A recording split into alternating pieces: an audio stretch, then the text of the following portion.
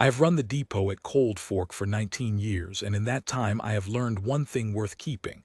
A train does not lie. It tells you who is loved and who is not.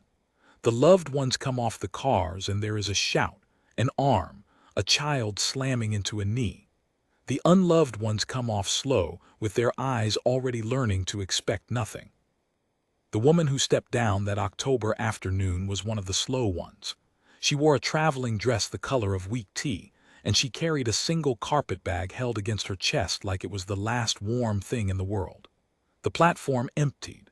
The wagons rolled off, and she stood there in the wind with a folded letter in her glove, waiting for a man who, I would find out later, was already 2 days dead in a county he'd never named to her. I want to tell you what happened to her. Not the polished version they tell now, over coffee, where everything turns out clean. The real one. The one where a man with a ruined throat and a horse the color of ash got off at the wrong stop on the wrong day and didn't say a single word and changed the entire shape of her life anyway.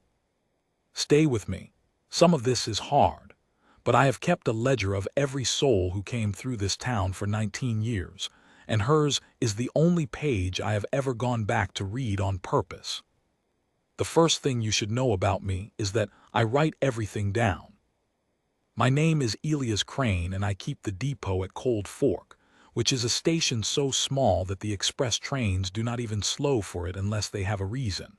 I have a ledger bound in green cloth, and in it I record arrivals, departures, freight, the weather, and whatever else strikes me as worth the ink. My late wife used to say I'd write down my own death if the pencil reached. She wasn't entirely wrong. There is a comfort in a record. The world is a slippery, forgetful thing, and a ledger holds it still long enough to look at. So when the woman came down off the 415 on the 3rd of October, I wrote it the way I write everything. Arrival, female, 1 bag, no party meeting. And then, because something in her face stopped my pencil, I added a thing I do not usually add. Frightened, trying not to be. She came to my window because there was nowhere else to come. The platform at Cold Fork is 40 feet of warped planking with a water barrel at one end and my office at the other. And once the train pulls out, there's only the wind off the flats and the smell of creosote, and whatever animal has died recently under the boards. She walked the length of it twice, slow. The way you walk when you are pretending to look for someone you already suspect is not there. Then she stood at my window and waited for me to look up, which I did not do right away, because I am an old fool, and I thought if I gave her a minute she might find her party and I could go back to my freight tallies. She didn't find anyone. There was no one to find. "Excuse me," she said. Her voice was careful, schooled, a town voice trying to hold itself together out here on the edge of nothing. "I'm looking for a Mr. Harlan Vute. He was to meet the train." I knew the name. That's the trouble with a town this size. You know all the names, and some of them you wish you didn't. Harlan Vute had a hardscrabble claim 11 miles north along the dry creek, 40-odd years old, a hard drinker, a harder talker, the kind of man who borrowed money in 3 counties and paid it back in none. I had not heard he'd sent off for a wife, but men like Harlan don't advertise their loneliness at the saloon. They mail it away in secret, in a letter to an agency in Chicago, and they tell it lies about the size of their house. "You're acquainted with Mr. Vute?" I asked, careful, the way you ask a question whose answer you're afraid of. "We are to be married," she said. And then, because she heard how it sounded, alone on an empty platform with the light going amber and a stranger looking at her over a pile of freight slips, she added, quieter, "He wrote me. We've been writing near a year. He said he'd be here. He drew me a map." She took it out then. The letter. It had been folded and unfolded so many times the creases had gone soft as cloth, and I could see even from where I sat that the corner had been worn round by a thumb traveling over it again and again in the dark of a long train ride. People do that with a thing they're trying to believe in. They touch it the way other folks touch a rosary. I did not have the heart to tell her right then what I knew, so I lied a small lie, the kind I have since decided God overlooks. Roads up north flood when the creek turns, I said. He's likely held up. You'd best wait inside where it's warm. She thanked me. She had beautiful manners, the kind that don't come free. Somebody had spent years pressing them into her, the way you press a flower in a book until it forgets it ever had a stem. She came into my little office and sat on the bench by the stove with her carpetbag on her knees and her hands folded on top of it, and she waited. Her name was Adeline Prout. I got that much out of her over the next hour in pieces, the way you get anything out of a proud person, sideways, and only what they decide to give. She was 26.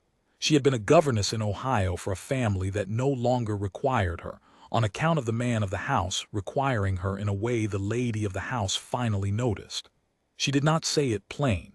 She said the situation became untenable and looked at the stove. But I have run a depot 19 years, and I have seen a great many women arrive carrying nothing but a bag and a reason they won't speak, and I can read the shape of a thing through its silence. She had answered Harlan Vuit's advertisement because it was a door, and she had run out of doors.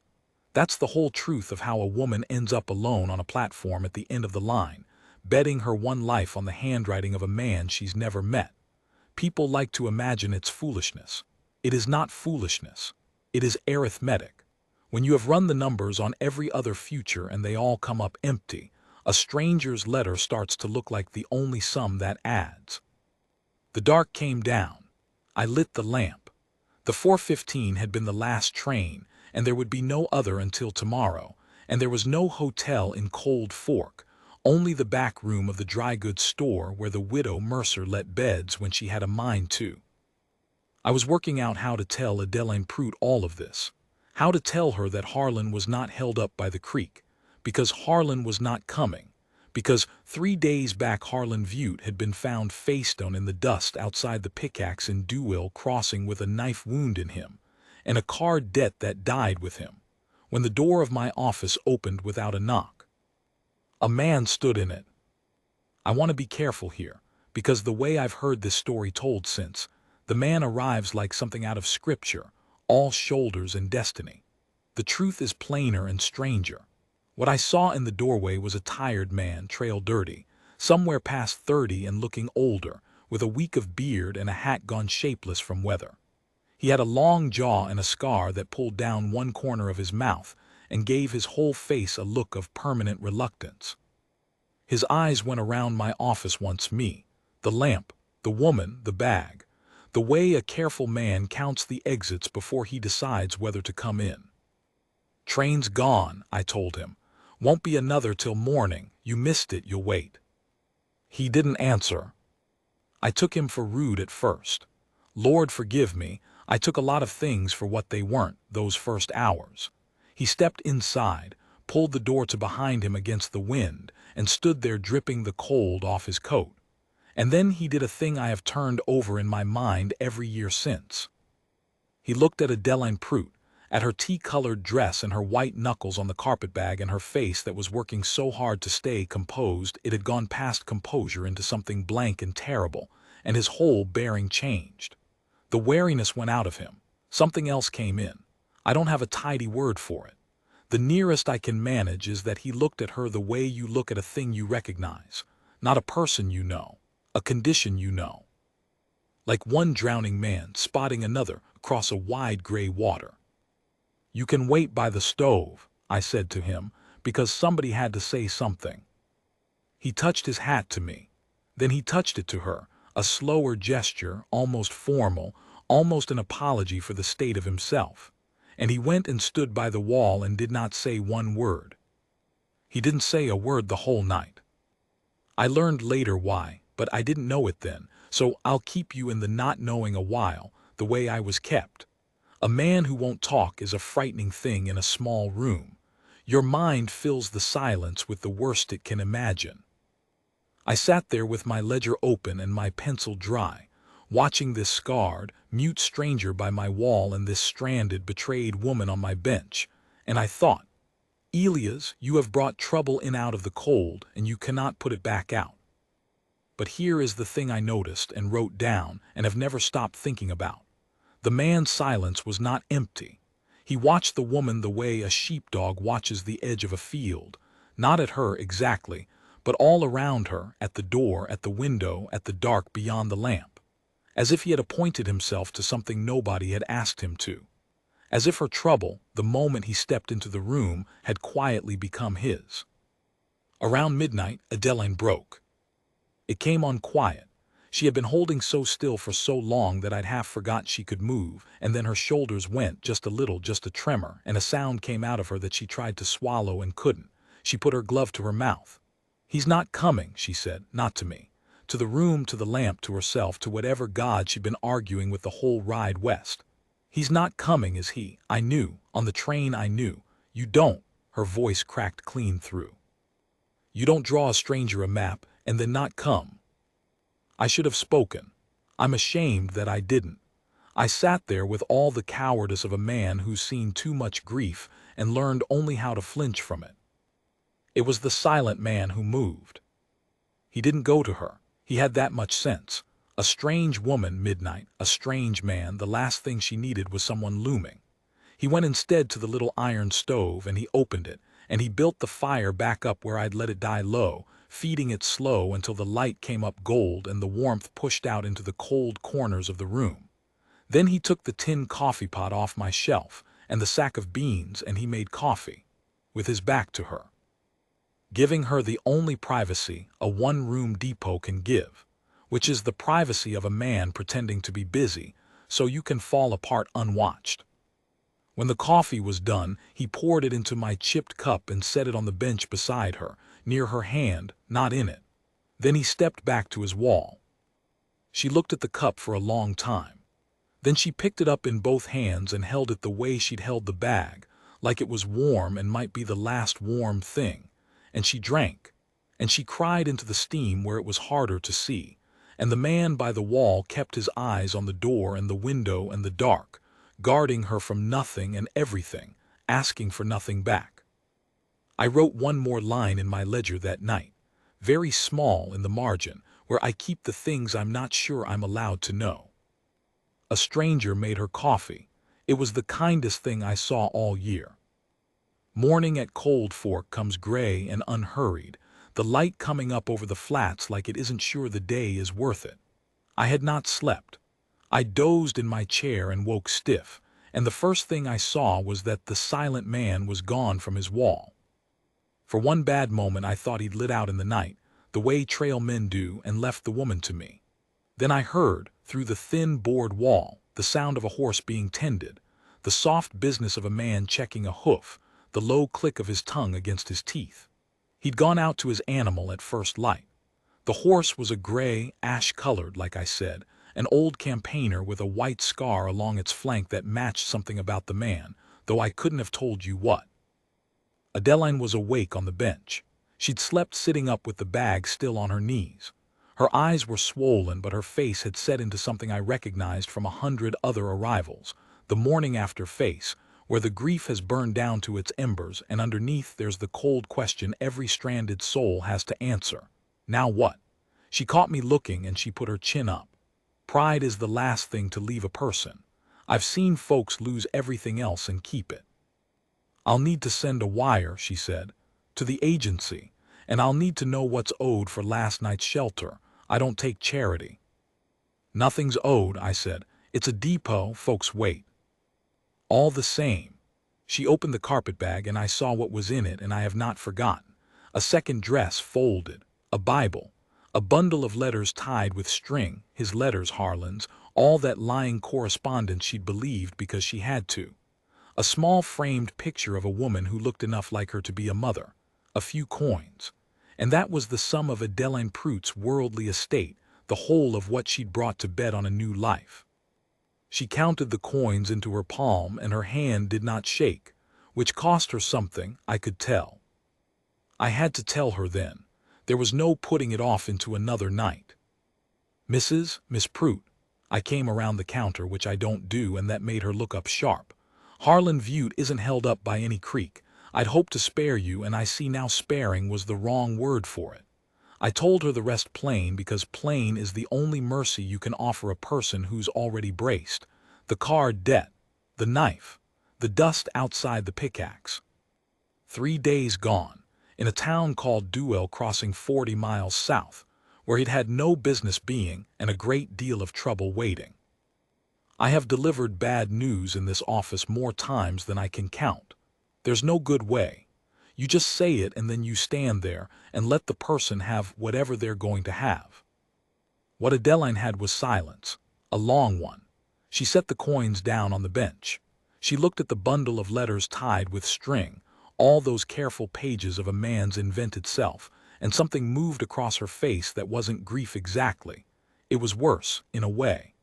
It was the particular shame of having loved a fiction, of having pressed your one good hope into a stranger's handwriting and finding out the hand was already cold before you ever boarded the train. He never even, she started and stopped, started again. I sold my mother's brooch for the fair, I wrote my notice. I told the Hendersons I was getting married to a rancher with land. A terrible small laugh got out of her.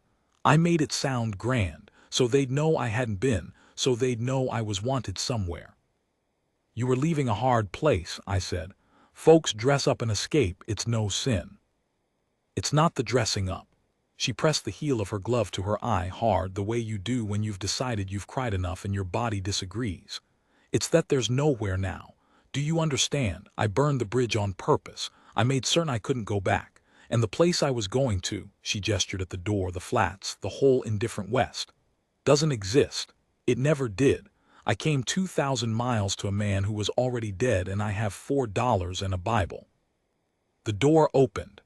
The silent man came in with the cold on him, and he stopped because he could read a room, and this room was full to the rafters with a woman's ruin. He looked at me. There was a question in it. So I told him too. I don't know why. He was a stranger. It was none of his concern. But he stood there waiting like a man who would not leave until he knew. And so I told him the whole of it again, Harlan and the card debt and the knife and the nowhere to go. He listened with his whole body, still as a fence post, his eyes on me until the end and then on her.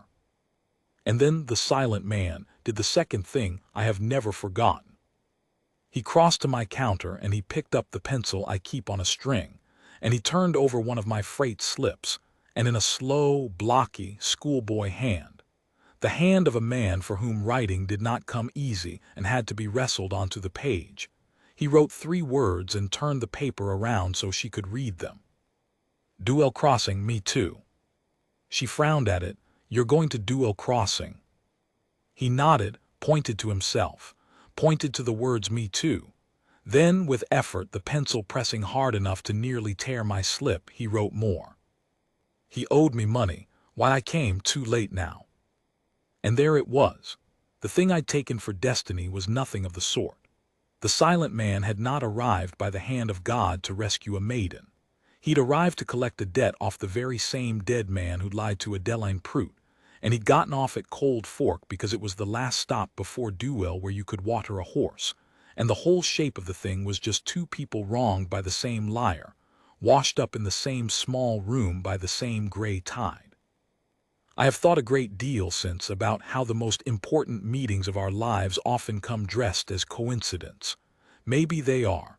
Maybe coincidence is just the name we give to mercy when we can't see the hand behind it. I don't know. I'm a depot clerk. I write down what happens. I don't claim to know why. Adeline read the words twice. Then she looked up at the man, really looked, the way she hadn't yet, taking in the scar and the silence and the trail-worn whole of him. You can't speak, she said, not unkind, just arriving at it. He shook his head. He touched his throat, 2 fingers at the base of it, and made a gesture, a fast horizontal slash, then a shrug. Cut, long ago, that's all.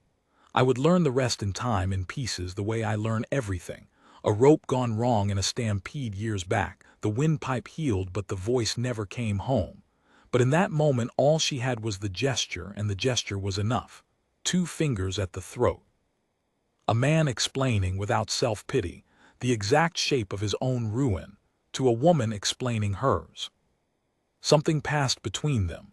I was 3 feet away, and I felt it go by like a draft under a door. 2 people who'd each been handed a life that wouldn't speak its love out loud, hers a fiction on paper, his a silence in the chest, recognizing in each other a kind of native country. "I have to go to Duel Crossing," Adeline said suddenly. She stood. The carpet bag came up against her chest. "There'll be he'll have left something. The claim, the land he wrote about, if any of it was true. I'm his, I was to be his, I might have some standing. I have to find out, it's all I've got." Her voice wobbled and she nailed it back down. "But I can't go alone. A woman alone on that road," she didn't finish. She didn't have to. We all three knew what the road to Duel Crossing was, and what it did to women alone. The silent man looked at her for a long moment. Then he picked up the pencil again. "I have a horse, I am going there. You can ride, I will not touch you." He underlined the last 4 words twice, hard, the lead snapping at the end of it. "I will not touch you." I have known many talking men who could not have made a woman believe that promise.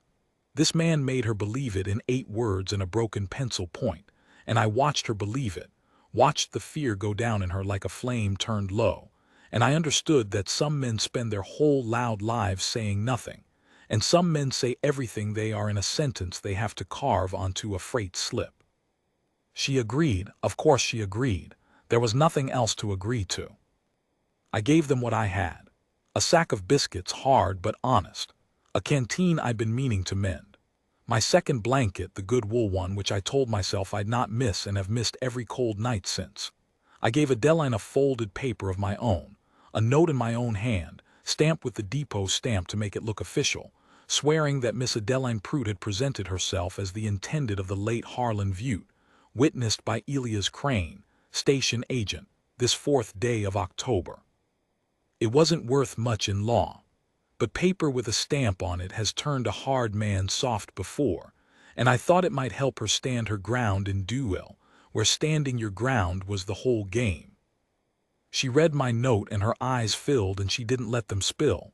"Why," she said, "you don't know me." "I've watched this platform 19 years, I said. "I know the look of a person the world's decided to forget. I've decided different is all. It's the one power a man in my position's got." I cleared my throat because I was getting foolish. "Now go on before the light's gone." The silent man brought the gray around. He'd rigged a folded bedroll behind the saddle so she'd have something to sit that wasn't bare leather, and he held the horse's head while she climbed up, looking away the whole time to give her the dignity of an unwatched mount. Then he took the reins and walked. He did not get up on the horse with her.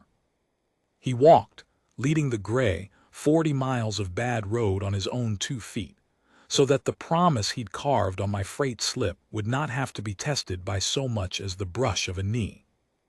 I stood on my platform and watched them go south into the flats, the woman up on the ash-gray horse with the bag against her chest, the silent man walking at the animal's head with his hat pulled low, the 2 of them getting smaller and smaller against the enormous, indifferent country until the heat shimmer took them. I wrote it down, departed south the both of them on foot and horse toward Duel Crossing. God keep the road kind, I do not expect it will be. And then, because I am who I am, I did a thing I had never done in 19 years of keeping the depot. I closed up early. I put a sign on my window. And I went and sat in the empty office, where the stove still held a little of the warmth that mute stranger had built the night before. And I waited for news the way Adeline had waited for a man who'd never come, touching the edge of the day's events over and over, trying to believe in them, not yet knowing how the story ended, only knowing that, for once in my long, careful life, I had been close enough to something true to feel the heat of it. The news, when it came, would take 3 weeks, and it would not come the way I expected. Nothing about those 2 ever did. 3 weeks I had no word. And a man learns a great deal about himself in 3 weeks of waiting. I learned I had grown attached to a woman I'd known one night and a man who'd never spoken a syllable, which is a foolish thing for a depot clerk to do, and I did it anyway. I caught myself listening to every train, scanning every passenger, asking the southbound conductors had they heard anything out of Duel Crossing, a woman and a mute man with a gray horse. Most hadn't. The road to Duel swallows people. That's mostly what it's known for. Then on a cold morning near the end of October, A freight wagon came up the south road, and it was not the silent man and it was not Adeline. It was a teamster named Dabney who runs hides between the crossings, and he pulled up at my platform because he had a parcel, and it turned out a story. I will tell you the parcel last, because that's how he told it to me, and because some things you have to earn your way up to. Here is what happened on the road and after, as near as I ever pieced it together, from Dabney, and from a letter that came later in a careful blocky hand I knew on sight, and from one final visitor I'll get to. They made Duell Crossing in 2 days. Adeline rode, the man walked, and on the second night a band of 3 came out of the rocks where the road narrows, the kind of men the road to Duell breeds, who watch for exactly a woman and a single companion and do their arithmetic accordingly. They figured the silent man for an easy mark. A man who won't holler can't call for help, and a man on foot can't run. They figured wrong. I want to be careful again, because this is the part that's grown the most in the telling, and I've heard versions where the silent man cuts down all 3 like an avenging angel. That's not what Dabney heard from the folks at Duell, and it's not what the careful letter said. What happened is uglier and braver than the legend. The silent man put himself between the 3 and the horse. He didn't reach for a gun. He had an old pistol, but he left it holstered, because a gun fired on that road draws more men than it stops. He just stood in the dark in the narrow place between the bandits and the woman, and he would not move. And when one of them came at him, he took the man's knife on his own forearm rather than let it pass, and he kept standing, bleeding, silent, an immovable mute fact in the middle of the road. It was Adeline who ended it. This is the part I love most and understand least. She did not scream. She got down off the gray horse into the worst of it, and she opened her carpet bag, and she took out the bundle of Harlan Vuit's letters tied with string, all that lying correspondence, the whole fictional life she'd been promised, and she held them up in the moonlight and she said, loud and clear and steady as a church bell, "You want money. Harlan Vuit's the only one owed money on this road, and he's dead in your own town. These are his markers, his debts. You take me to whoever he owed, and I'll see you paid out of his estate, every cent, and you'll have it lawful instead of swinging for a killing." It was a bluff. There was no estate. There was a failed claim and a car debt and a grave. But she said it with 2,000 miles of nothing left to lose behind it, and she said it standing in the road over a bleeding man who'd put his body between her and 3 knives without making a sound, and the bluff held. Greed is a calculating thing. 3 men who'd come for easy money did the math on a lawful payout versus a hanging, and the math came out in her favor, and they took her up on it. Took the both of them, in fact, escorted them the last miles into Duell Crossing like a strange, grim wedding party, the woman and the mute and the gray horse, and 3 confused road agents arguing about money. What they found in Duell was about what you'd expect. No estate. A claim worth less than the debt against it. Harlan's grave, fresh with no marker. The men Adeline owed her bluff to were not gentle when they understood, but the silent man's arm and the silent man standing in the road had bought a kind of respect, and a hard country has its own crude code, and in the end the debts got shuffled and forgiven in the way debts get forgiven among people who all know they could be the next one face down in the dust. The bluff cost Adeline the last of her coins, and the brooch money she didn't have, and a great many promises. But she walked out of Duell Crossing owing nothing and owning nothing, which on that road is closer to victory than most people get. And here is the part the legend always gets wrong. The part I have come to believe is the truest thing in the whole account. They did not fall in love on the road. Dabney was clear on that, and the letter was clearer. There was no kiss at the crossing, no sudden flowering. What there was simpler and slower and worth more. The silent man, with his arm bound up in my good wool blanket cut into strips, took up at a livery in Duell, because a man who can gentle a scarred horse can always find work even where he can't be hired to talk. And Adeline, who had run the numbers on every future and found them empty, ran one more. She looked at the man who had walked 40 miles at her horse's head and stood bleeding in the road and made coffee with his back turned to give her room to weep. And she did her arithmetic. And for once in her life the sum came out to enough. Not love at first. She was honest about that in the letter, and I respected her for it. She wrote, "I did not marry him because my heart was full. I married him because he never once asked me to be anything other than what I was, and I have spent my whole life being asked. A man who will not lie to you with his mouth cannot lie to you at all. I decided that was worth more than a feeling I'd been taught to mistrust. The feeling came later. It is here now. But I want you to know it was a decision before it was a feeling. And I am proud of the decision more than the feeling, because the decision was mine." They were married by a circuit preacher in Duell Crossing in November.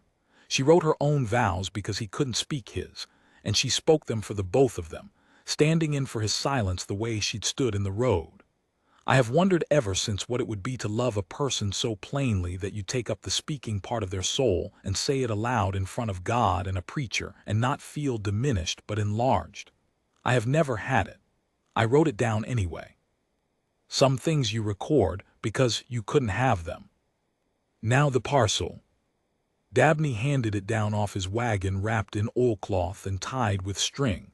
The same string, I'd half swear, off the bundle of dead Harlan's letters, though that's probably my old fancy talking. Inside was a thing I did not expect and have kept on my office shelf where I can see it from my chair. It was a ledger. A new one, store-bought in Duell, bound in brown, not green. And on the first page, in that blocky wrestled onto the paper hand, the silent man had written. It had cost him. You could see where the pencil pressed and paused. A single entry, dated the day they'd left Cold Fork, made out the way I make mine. Arrival female, 1 bag. Met the train, came for her.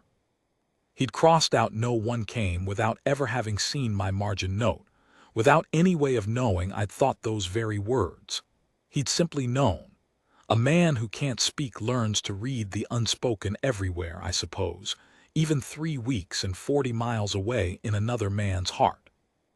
He'd known that the cruelest line in Adeline Prout's whole life was "no one came," and he'd bought a ledger to write its correction, because he couldn't say it, and because he'd understood, God knows how, that I was a man who'd believe a thing was true once it was written down.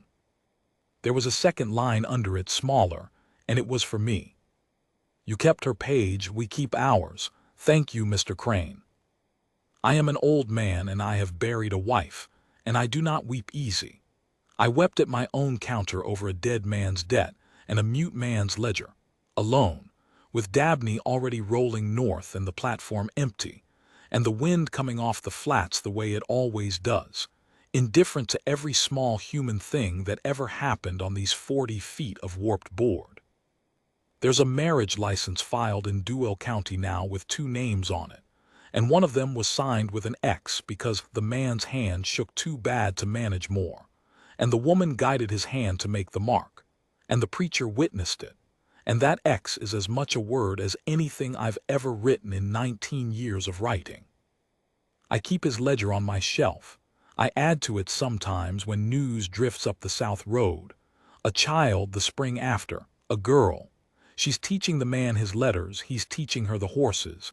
I don't know if they'll ever read these entries. I write them anyway. That's the whole of what I learned in the end. Off one night and one mute stranger, and one woman the world tried to forget. That the record matters even when no one's there to read it. That someone came is the only correction worth making to no one came. And that the kindest sentence I ever saw in my life was carved onto a freight slip by a man who couldn't say it out loud. I will not touch you. And kept. I'd write more. But my wife was right about me, and I've decided this is one page I'll leave with a little room at the bottom. Some endings you don't fill in. You just turn down the lamp and let the people you couldn't help and couldn't forget go on living in whatever country lies south of the last entry, where the ledger can't follow and doesn't need to. The train comes through at 4:15 tomorrow. Someone slow will likely step off it. I'll be at my window. I always am.